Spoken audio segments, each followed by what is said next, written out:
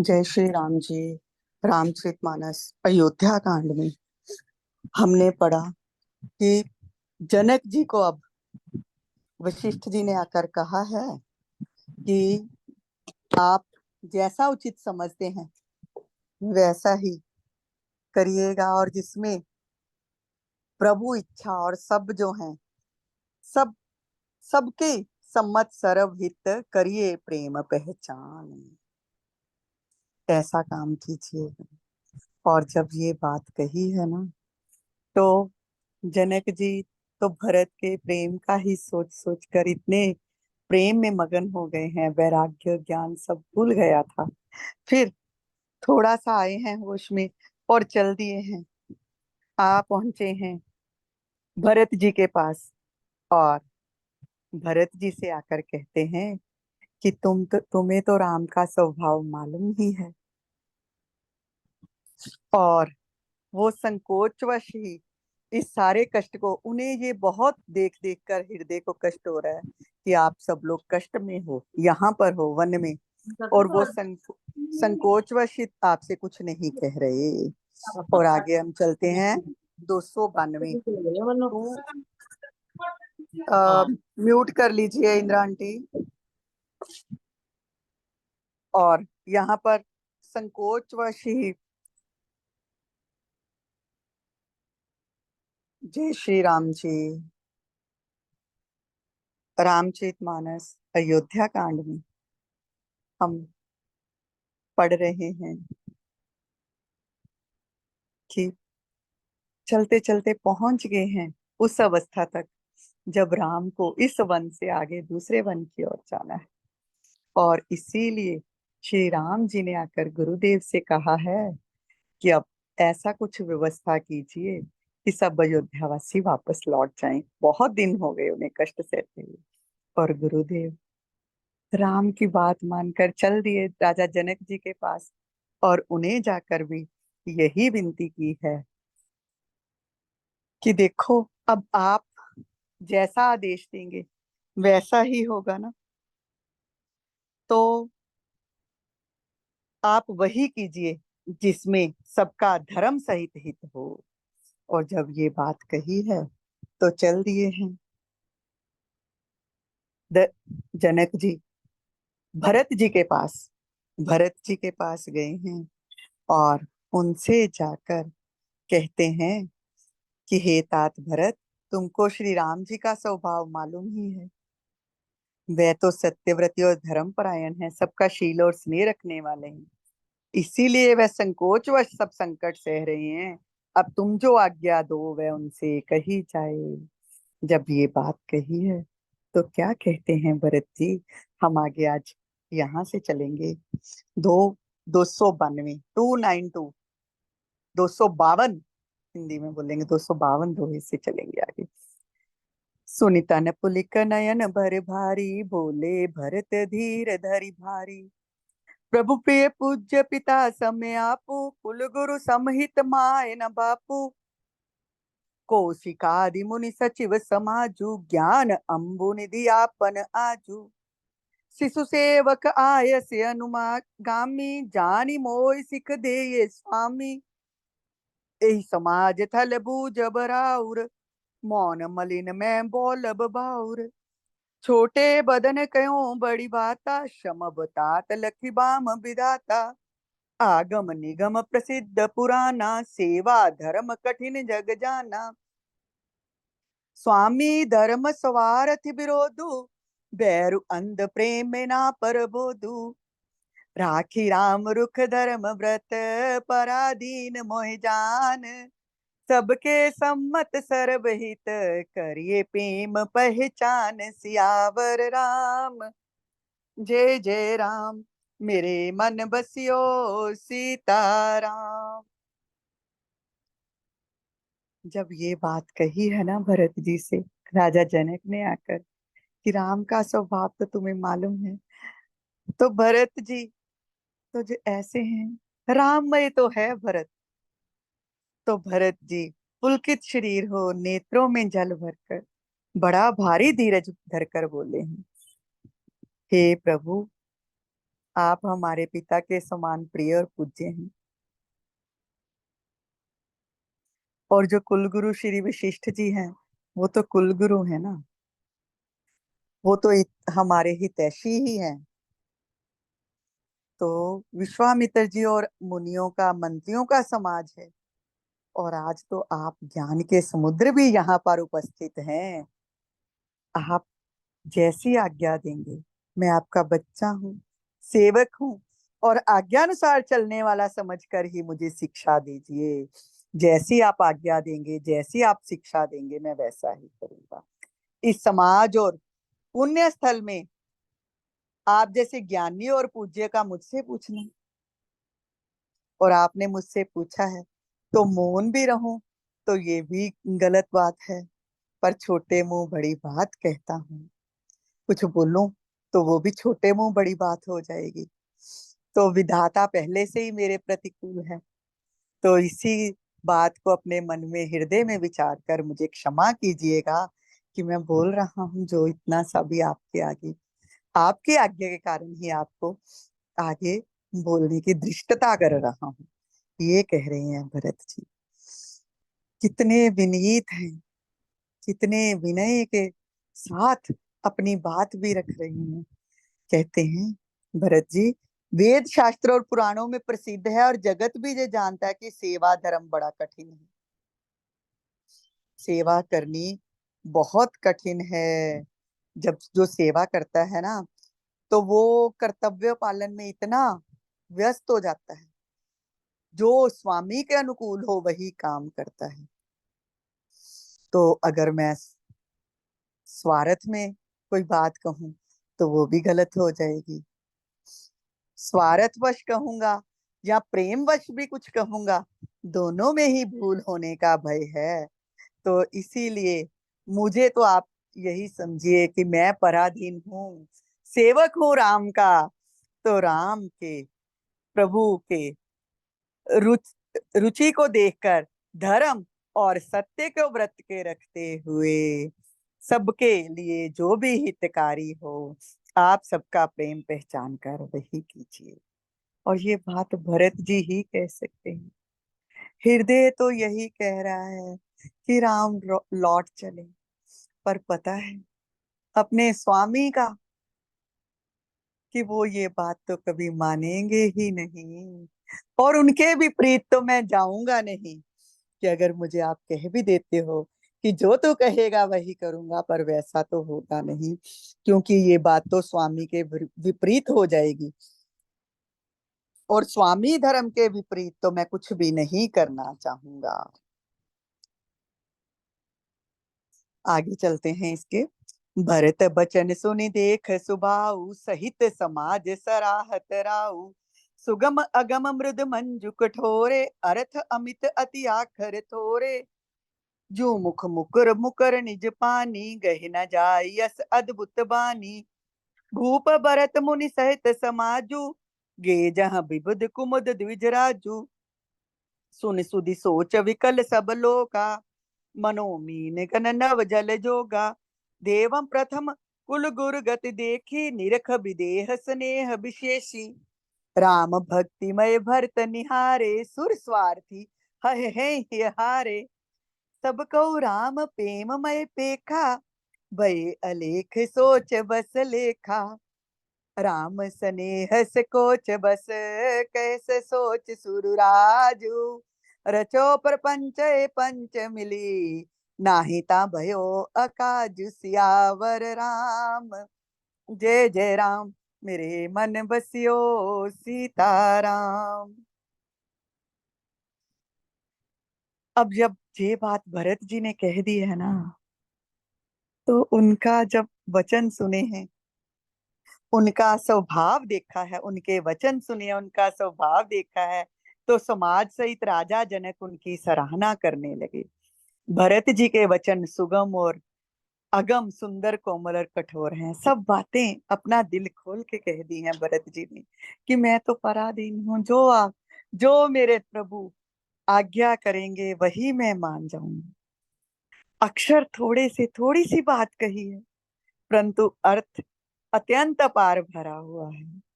सब बातें अपना मन खोल कर रख दिया है राजा के आगे कि चाहता तो मैं ये हूं, पर होगा वही जो राम रचि राखा।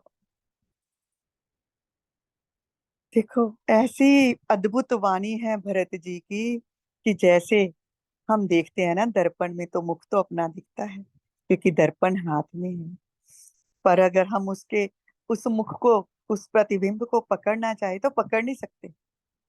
तो वैसी ही भरत जी की वाणी है, उसके आशय समझ में आ भी रहे हैं, पर कोई उत्तर उसका दे नहीं सकता। तब बात तो समझ में आ गई है राजा जनक जी को, पर क्या कहें। तब राजा जनक जी ने भरत जी को, मुनि वशिष्ठ जी को और सब समाज को साथ लिया है और चल दिए हैं कहाँ, जहां पर श्री राम जी बैठे हैं, विराजमान हैं, और वहां पर चल दिए हैं। और जब ये बात लोगों तक फैली है कि अब फिर से सारा समाज वहां इकट्ठा हो रहा है और अब फैसला सुनाया जाएगा, क्या होगा, और हमें अब वापस जाना है, तो सब लोग जो है ना व्याकुल हो उठे। कैसे व्याकुल हो उठे? जैसे पहली वर्षा का जल ही जब बरसता है ना वर्षा, तो मछलियां व्याकुल हो उठती हैं। देवताओं ने देखा कि देखो, कुलगुरु तो प्रेम विह्वल हो गए और सब लोग भी व्याकुल हैं, और विदेह जो है, विदेह भी जो है, वो भी भरत के प्रेम को देखकर विशेष स्नेह कर रहे हैं भरत से। और उधर देखा है भरत जी को, तो भरत तो कहीं दिख ही नहीं रहे, राम नाम ही दिख रहा है। और जब ये देख लिया ना देवताओं ने, तो देवता तो स्वार्थी है ना, वो तो घबरा गए, निराश हो गए। क्यों हो, पहले तो हमने भरत जी से प्रार्थना कर ली थी, भक्त के शरणागति हो गए थे, तो कुछ लग रहा था कि राम हमारी बात मानेंगे। पर अब तो जो जनक जी आदेश देंगे वही सर्वोपरि होगा। और जनक जी जो हैं, वो तो है तो चाहे भी दे, पर इस समय वो भी भरत के प्रेम के स्नेह में बंध गए लग रहे हैं।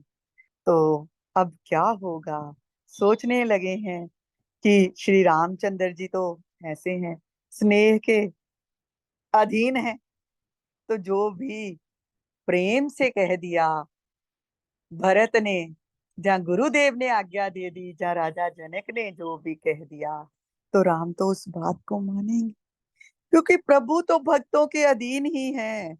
तो इसलिए अब कुछ मिलकर कोई माया रचे, कोई परपंच रचे, नहीं तो जे काम यहीं पर अभी ही बिगड़ जाएगा। जब ये सोच आ गई है इंद्र के मन में, देवताओं के मन में, तो क्या कहते हैं। सुरन सुमिर सारदा सराही, देवी देव सरनागत पाही, फेरी भरत मति कर निज माया, पालु विबुध कुल कर शल छाया, विबुध विनय सुन देवी सयानी, बोली सुर स्वार्थ जड़ जानी, सो सन कहो भरत मति फेरू, लोचन सहस न सूझ समेरू, विधि हरिहर माया बड़ी भारी, सोहु न भरत मति सकै निहारी, सोमति मोहि कहत करु भोरी, चंदनी कर की चंडकड़ चोरी, भरत हृदय से राम निवासु, तह के निमर जतरनि प्रकाशु, अस कई सारद गई विधि लोका, विबुध बिकल निसमानहु को का, सुर स्वारथी मलिन मन, कीन कुमंत्र कुठातु, रचि पर पंच माया प्रबल, भय भ्रम अरित उचाटु सियावर राम। जय जय राम, मेरे मन बसियो सीताराम। देवराज इंद्र जो हैं, उन्होंने फिर क्या किया है, देवताओं के साथ मिलकर माँ सरस्वती की आराधना की है, स्तुति की है माता की। और माता जब आई हैं तो उन्हें कहा है, हम आपकी शरणागत हैं, हमारी रक्षा कीजिए। अपनी माया ऐसी रचिए कि भरत जी की बुद्धि भी फेर दीजिए और शल की छाया करके देवताओं के कुल का पालन कीजिए। यही देवता लोग हैं। जब राम जी का वहां पर अयोध्या में राज तिलक होना था, तो तब भी ऐसे ही जाकर पुकार लगाई थी माता सरस्वती से कि किसी तरह भी जाकर इसे रोकिए और किसी की भी बुद्धि को फेर दीजिए। और अब फिर से अधीन हुए हैं, शरणागत हो गए हैं आकर देवी के कि हमारी रक्षा कीजिए। जब देवताओं की विनती सुनी है ना माँ सरस्वती ने, तो माता सरस्वती तो बुद्धि की देवी है, तो कहती हैं देवताओं से, राजा इंद्र से कहती हैं कि 1000 नेत्र हैं तुम्हारे और तुम्हें फिर भी दिख नहीं रहा है। अपने 2 ही नेत्रों वाले को दिख जाएगा कि भरत के हृदय में तो राम और सीता निवास करते हैं, और मैं तो क्या, ब्रह्मा विष्णु और महेश जो है ना, उनकी माया भी चाहे तो वो भी भरत जी की बुद्धि को फेर नहीं सकती। और तुम मुझे कह रहे हो कि भरत जी की बुद्धि फेर दो, उन पर माया रच दूं। मायापति की माया भी भगत पर कहीं असर नहीं कर सकती। और तुम मुझे ये कह रहे हो, कहीं पर अंधेरा फैलाया जा सकता है। किसी कोई बंद कमरा है ना, तो वहां पर दिया जला है तो उसको बुझा दो, तो वो अंधेरा हो जाएगा। परंतु सूर्य की रोशनी जो है, उसको तुम कह रहे हो समाप्त कर दूं, बंद कर दूं, वहां पर अंधेरा कैसे कर दूं? भगत कहते हैं ना, बार बार सुनते रहे हैं, सत्संग में सुनते हैं कृष्ण जी से, और गुरुदेव से भी सुनते रहे हैं। सत्संग में बार बार यही बात कही जाती है कि काल को भी गुरुदेव ने ये हुक्म दे रखा है कि मेरे भक्तों को, प्रभु ने हुक्म दे रखा है कि मेरे भक्तों को तो छू नहीं सकता। और ये देखो यहाँ पर रामायण में वही बात माता सरस्वती जी ने इंद्र से कही है कि तुम कह रहे हो अयोध्या में तो मैंने वो कांड कर दिया। कैसे? क्योंकि थोड़ी सी मंत्रा मुझे दिख गई और उसकी बुद्धि फेर दी, और उसकी सहायता लेकर कैकेयी के मन में संदेह उत्पन्न कर दिया, और कैकेयी के भी जब संदेह आ गया तो उसकी बुद्धि भी फेर दी। नहीं तो मैं कैकेयी की भी बुद्धि नहीं फेर सकती थी। और यहाँ पर तुम किसकी बात कर रहे हो? एक भगत की, और वो भी जिसके हृदय में, जिसके रोम रोम में राम बसते हैं, उसकी और तो मायापति की माया भी असर नहीं कर सकती। और तुम मुझे ये कह रहे हो कि या जिस जगह पर सूर्य प्रकाशित है वहां पर अंधेरा कर दूं? मैं नहीं कर सकती ये, चाहे तुम कहो कि तुम्हारी शरण में आए हैं, जितनी भी विनती करो, मैं ऐसा नहीं कह सकती। ये कहकर सरस्वती जी तो ब्रह्मलोक की ओर चली गई हैं। और जब सरस्वती जी ब्रह्मलोक की ओर चली गई, तो देवता व्याकुल हो उठे और क्या सोच रहे हैं। कहते हैं स्वार्थी है ना देवता, हमारे शरीर में ही ये सब कुछ वास है, हमारे शरीर में ही हर चीज। आज तो कलयुग में तो कहते हैं शरीर के अंदर ही मन, राक्षस बुद्धि भी है और देव बुद्धि भी है, और प्रभु के सेवक वाली बुद्धि भी विराजित है। जिस चीज को आप जितनी ज्यादा खिलाओगे पिलाओगे, वैसी ही आपकी बुद्धि होती जाएगी।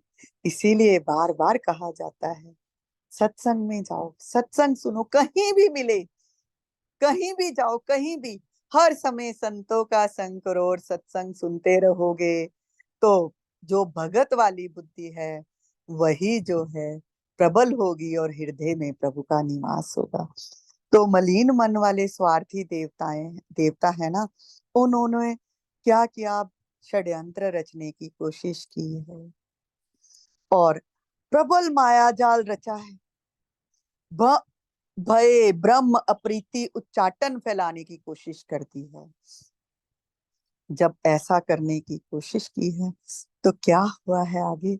कर कुचाली सोचत सुर राजू, भरत हाथ सब काजू अकाजू, गए जनक रघुनाथ समीपा, सन्माने सब रविकुल दीपा, समय समाज धर्म अविरोधा, बोले तब रघुवंश पुरोधा, जनक भरत संवाद सुनाई, भरत कहायुत कही सुहाई, तात राम जस आयुष देहु, सो सब करे मोर मत एहु, सुन रघुनाथ जोरी जुग पानी, बोले सत्य सरल मृदु भानी, विद्यमान आपन मिथिलेसु, मोर कहब सब भांति बधेसु, राउर राय रजायस होई, राउर सपथ सही सिर सोई, राम सपथ सुनि मुनि जनक, सकुचे सभा समेत, सकल बिलोकत भरत मुख,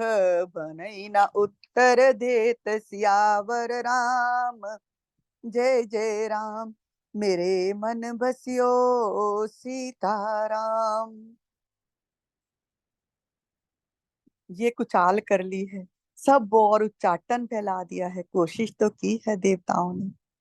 और देवराज ये कुचाल करके सोचने लगे हैं अब तो सब बात जो है भरत जी के हाथ में है। अब तो जैसा भरत जी चाहेंगे वही होगा। और इधर क्या हुआ है, अब इधर चलते हैं प्रभु के पास। इधर राजा जनक जी जो हैं मुनि वशिष्ठ जी के साथ और भरत जी को लेकर सब समाज के साथ जब रघुनाथ जी के पास पहुंचे हैं ना, तो सूर्य कुल के चंद्र जो हैं श्री रामचंद्र जी हैं, उन्होंने सबका सम्मान किया। तब रघुकुल के पुरोहित वशिष्ठ जी ने समाज और धर्म के अनुकूल वचन बोले हैं। उन्होंने पहले जनक जी और भरत जी का संवाद सुनाया और फिर भरत जी की कई ही सुंदर बातें सुनाई, और फिर कहा है राम से, हे तात राम, मेरा मत तो यही है कि तुम जैसी आज्ञा दो वैसी ही सब बातें करेंगे हम। ये सुनकर दोनों हाथ जोड़कर श्री रघुनाथ जी सत्य सरल और कोमल वाणी से बोले हैं, आपके और मिथिलेश्वर जनक जी के विद्यमान रहते मेरा कुछ कहना सब प्रकार से अनुचित होगा। आपकी और महाराज की जो आज्ञा होगी, मैं आपकी शपथ करके कहता हूँ गुरुदेव, वही सत्य होगी और वही सबको शिरोधार्य होगी। जब श्री रामचंद्र जी की ये सब शपथ सुनी है तो सभा समेत मुनि वशिष्ठ कुलगुरु हैं जो राम के, और जनक जी माता जानकी के पिता और विदेह राज हैं वो, सबके सब एकदम से स्तंभित हो गए। किसी से कोई उत्तर ही नहीं देते बन रहा। सब लोग भरत की ओर ही देख रहे हैं कि अब आपकी ही बात है, आप जो कहेंगे वही होगा। और क्या कर रहे हैं भरत जी, सभा सकुच बस भरत निहारी, राम बंधु धर धीरज भारी, कुसुमय देख स्नेह संभारा, बढ़त बिंद जिमि घट जनि मारा, शोक कनक लोचन मत शोनी, हरि विमल गुण गण जग जोनी, भरत विवेक बराह विशाला, अनायास उदरी तेहि काला, करि प्रणाम सब कहि कर जोरे, राम राव गुर साधु निहोरे, क्षम आज अति अनुचित मोरा, कयो बदन मृदु कठन कठोरा, हे सुमरी शारदा सुहाई, मानस ते मुख पंकज आई, विमल विवेक धर्म नय साली, भरत भारती मंजू मराली, निरख विवेक बिलोचननी, शिथिल स्नेह समाज, कर प्रणाम बोले भरत, सुमर सिय रघुराज सियावर राम, जय जय राम, मेरे मन बसियो सीताराम। भरत जी ने जब देखा है ना कि राम ने कैसी शपथ ले ली है, और राम की शपथ लेकर सबके सब स्तंभित हो गए हैं। तो बड़ा धीरज धरा है और अपने प्रेम को संभाल कर, कैसे संभाला है, अपने आंखों से उमड़ते हुए आंसुओं को और अपने हृदय के प्रेम को। जैसे अगस्त्य जी ने, विंध्याचल जब बढ़ रहा था ना, विंध्याचल पर्वत वो बढ़ता ही जा रहा था। कि ये पुरानी कथा है, इसको कल अलग से सुनाया जाएगा। आज यही इसके आगे रामायण को ही चलते हैं। कि जैसे अगस्त्य जी ने विंध्याचल को रोक लिया था जो बढ़ता ही चला जा रहा था, तो वैसे ही भरत जी ने कुछ समय देखकर अपने उमड़ते हुए प्रेम को संभाल दिया। और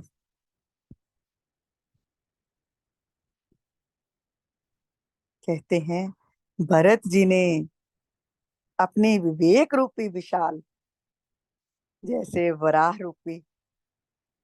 रूपधारी भगवान ने शोक रूपी हिरण्याक्ष को नष्ट कर दिया था, वैसे ही विवेक रूपी अपनी बुद्धि को जो है, उससे सबकी सभा की जो है शोक को समाप्त करने की कोशिश की है।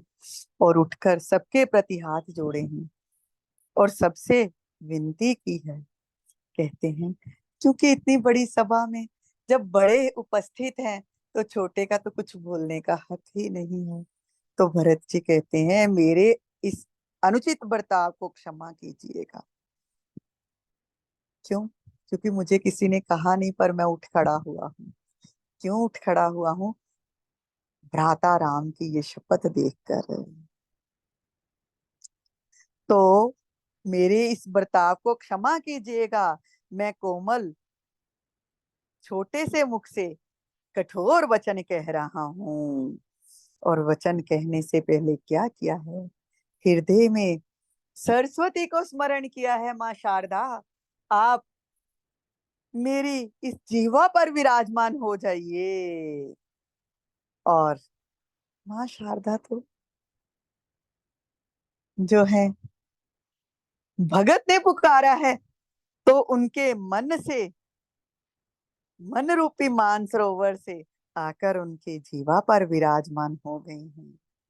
और निर्मल विवेक धर्म और नीति से युक्त भरत जी की वाणी सुंदर हंसनी के समान हो गई है। तभी तो भरत की वाणी ऐसे है। और माँ शारदा भी तो प्रसन्न है ना, कि ये एक भगत ने पुकारा है, उसके हृदय में तो वैसे ही राम और सीता का निवास है, प्रभु का निवास है। और उसकी जीवा पर जाकर तो मैं और भी पवित्र हो जाऊंगी। भगत तो जो चाहे वो बोल भी सकता है, और फिर भी मुझे पुकार रहा है। और प्रसन्नता से आप उनके मानस से आकर उनकी जीवा पर विराजमान हो गई। और भरत जी क्या कहते हैं, उनकी वाणी को हम कल सुनेंगे। आज तो यहाँ तक ही कि प्रभु ने फिर से सौगंध उठा ली है कि जो आप कहोगे वही मैं मानूंगा। गुरुदेव, मैं तो आपकी सौगंध उठाकर भी जो कहता हूँ, जो आपका आदेश होगा, जो आपकी आज्ञा होगी, वही सर्वोपरि होगी। और क्या कहते हैं, प्रिय राम प्रिय भरत, जिनके तो रोम रोम में राम का ही निवास है, रोम रोम में राम राम राम राम। भरत का हृदय हर समय पुकार रहा है मन ही मन, जय श्री राम जी। आज यहीं तक 257, 297 दोहे तक हमने किया है। इसके आगे हम कल करेंगे। जय श्री राम जी। और यहीं पर आज समापन किया जा रहा है। जय श्री राम, कल मिलते हैं।